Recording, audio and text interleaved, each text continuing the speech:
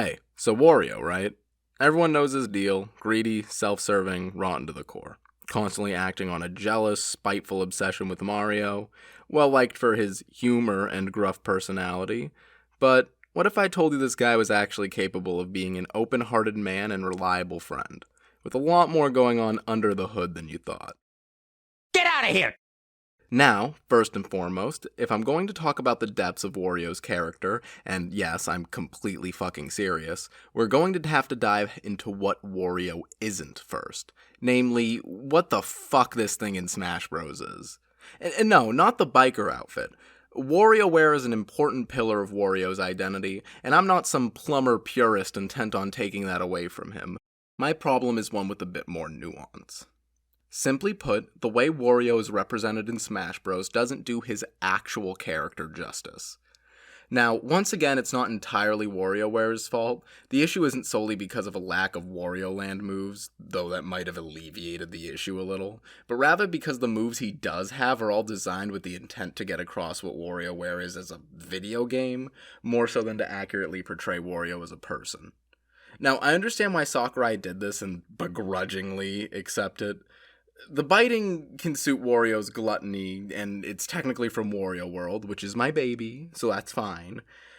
But I'm not so sure it's really so iconic and fundamental that it should be his main special move.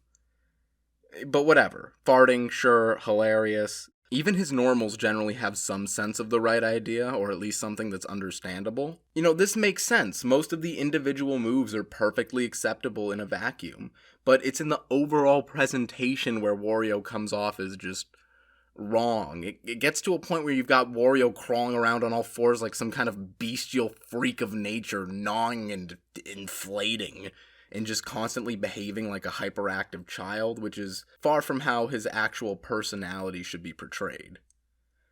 Again, micro games, I get it, but for us to be on the same page, you have to understand that this isn't who Wario is. Now that we've got that out of the way, the obvious question is, if Wario doesn't behave that way, what is he like? Well, to answer that, we're going to start, as all great stories do, with elementary school drama. Now, I made some pretty assertive claims about Wario and Smash Bros. Earlier, but the truth is Mario canon is a bit of a tough nut to crack. See, there's this quote from Miyamoto stating, more or less, that it's the same Mario every time, and to what extent he meant this is pretty unclear, but in the context of the question, it was mostly about, mainline spin-off games, Mario, whatever, which doesn't do much for the ambiguity, besides giving us a starting point of at least Nintendo made spin-offs with Mario in the name. This quote tends to come up more often in power scaling debates than in analyzing the deep and intricate Mario Brothers lore, but I figured I'd try and justify why I feel comfortable accepting the sources of canon information that I do. Now, the earliest point in our story, besides our children, begins with two bulbous-nosed Italian schoolboys. In Super Mario Land 2, 6 Golden Coins Manual, it's written, "This intruder goes by the name of Wario. He has been jealous of my popularity ever since we were boys, and has tried to steal my castle many times." Brushing aside how Mario having had a castle long enough for Wario to make several attempts on it makes criticizing Wario for his capitalist tendencies, at least in contrast to Mario, kind of a moot point, this does give us an insight as to how Mario perceives their relationship. Just an unfair bout of petty jealousy. And it's not hard to believe Wario's the type to cause problems with little purpose, if you only have a cursory understanding of the character.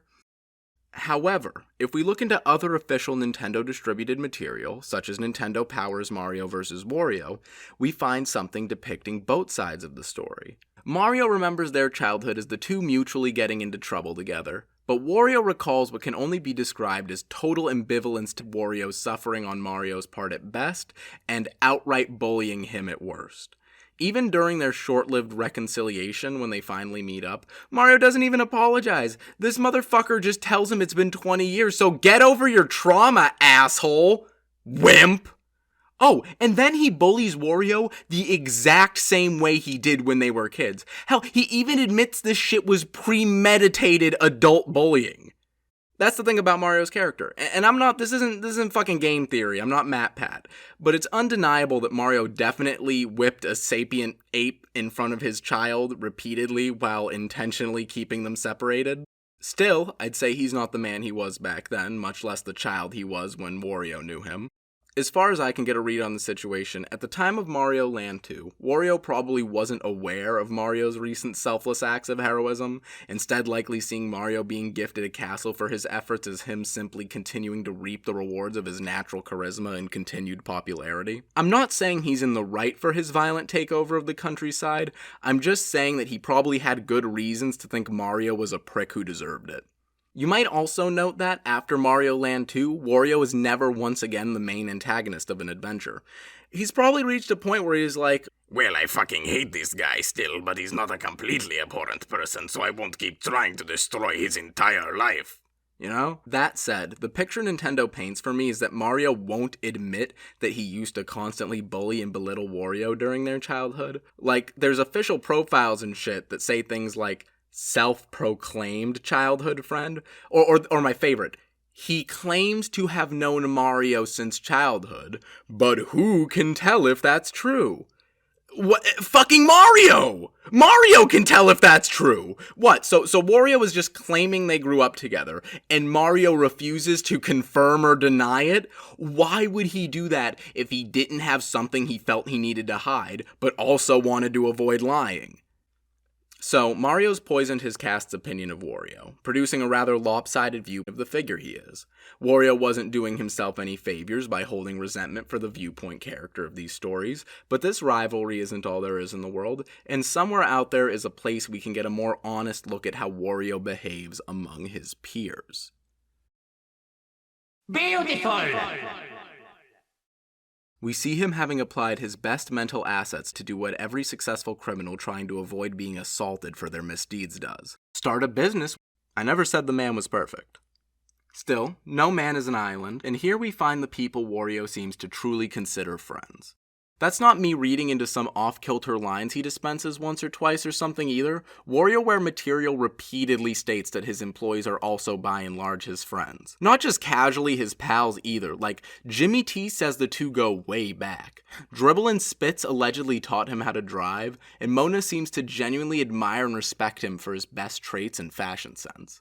Hell, even someone with no prior history with Wario manages to have a significant relationship with the guy, so it's not like some weird historical bias. Orbulon's like, you know, my propulsion transport device crashed into Wario's house on a previous visit. Since then, he allows me to crash there whenever I want. And I get it, you're like, well, maybe that's just a funny pun and Wario's scared of the little dude or something. And to that I say, fucking guess what? Wario's own profile in another game says outright, Wario doesn't ever lock the door of his house, so his friends are free to come and go as they please. This also happens to be, at the time of release, the most recent WarioWare game available to the public, so this isn't some long-forgotten trait or one-off quirk. Wario, for as completely selfish and overcome with avarice as he is, seems to be considered a kind and respectable man by those who know him best, and he can be seen extending this kindness to people he's only just met but takes a shine to. Now, I understand that he isn't getting nothing from these people. They make microgames for him and are employed at his company. But even ignoring the fact that many of them have histories together that started long before the founding of WarioWare Inc., that's kind of the thing, right? They keep coming back. In spite of Wario's greedy tendencies, even when acted out to some extremes after a brief bout of, demonic possession, they appear to support him in his endeavors, and on his end, presumably since we're getting another game after Gold, he even tolerates them directly keeping money from him. As the manuals tend to call him, the people who work at WarioWare Inc. aren't just Wario's employees, but seem to be his friends, first and foremost. Excellent! I'd argue the WarioWare cast probably sees him the way most material tends to depict him out of Smash Bros. And that's truly who he is as a person. It all really comes back to Smash, as it's such a massive juggernaut here in the real world, it takes precedence in a lot of people's minds over his actual primary appearances. And it's hard to ignore even for people who do hold his franchises dear. I mean, let's just try looking at it through a lens other than farting fat man. Wario's an accomplished self-made man, and when he's not antagonizing Mario at parties and sports things, he's seeking out treasure through harrowing adventures of his own, or putting in work at his company with the people he holds closest. This is a man who works out all day and eats garlic. And most of his official art from Mario material even depicts him with his bulging muscles, performing feats of Herculean strength, or something else related to what a big, tough dude he is. I'm not saying the biting and gross out stuff has no place, but even in the game Wario's Neutral B originated, you can see the confidence in Wario's steps and how most of what he does is just fucking ragdolling these little Muppet dinosaurs, just absolutely fucking tearing ass with his big, big muscles. Hell, even his X-ray shows that his arms and legs are literally all muscle. At the end of the day, he's clever in spite of not being the most intelligent, incredibly strong, and a genuine friend. Even further, in Super Mario 64 DS, King Bob-omb and Chief Chili both talk up how cool his mustache is, in spite of criticizing every other playable character. Everyone outside of Mario's circle seems to respect the guy on some level. Everything about Wario's own escapades paint a picture of someone powerful, charismatic, daring, and even a tad compassionate. While his past shows us that his actions against Mario are, while maybe disproportionate, not pointless acts of misdirected hate, he's a fully realized individual with a full personal life and people who matter dearly to him.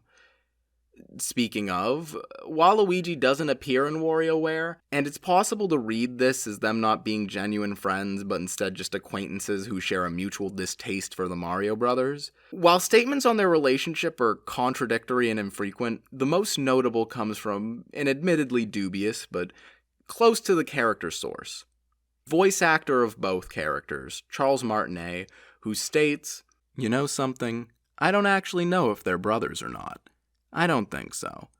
I think they're just two nice, evil guys who found each other.